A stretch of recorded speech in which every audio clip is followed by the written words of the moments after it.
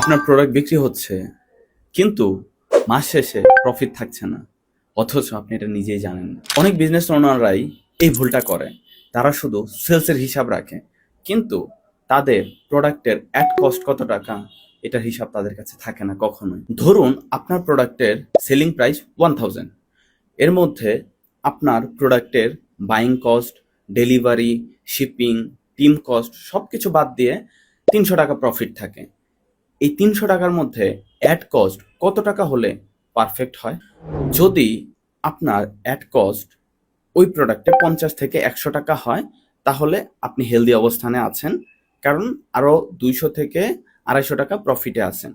কিন্তু এই add cost যদি 100 থেকে 150 টাকা বা 200 টাকাতে হয়, তাহলে আপনার বিজনেসের মার্জিন বা বিজনেসকে স্কেল করা খুবই টাফ হয়ে যাবে। আর যদি অ্যাড কস্ট তুলনামূলক আরও বেড়ে 300 টাকা হয়ে যায়, তাহলে আপনি একদম আনহেলদি অবস্থানে আছেন। তার মানে আপনার বিজনেস ক্লোজ হয়ে যাওয়ার মতো অবস্থান।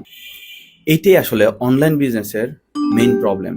তারা ভাবে অ্যাড চলছে, অর্ডার আসতেছে, বিজনেস হচ্ছে, কিন্তু মাস শেষে গিয়ে হিসাব মেলাতে বসলে একদম জিরো। কারণ সেলস মানেই প্রফিট না, প্রফিটেবল সেলস মানেই বিজনেস গ্রোথ। তাই নেক্সট টাইম অ্যাড রান করার আগে আপনার এই 3টি বিষয় অবশ্যই মাথায় রাখতে হবে।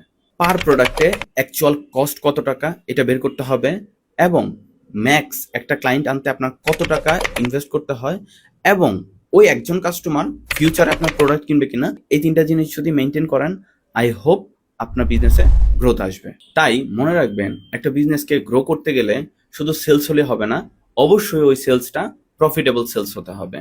দেখা হচ্ছে নেক্সট কোনো ভিডিওতে।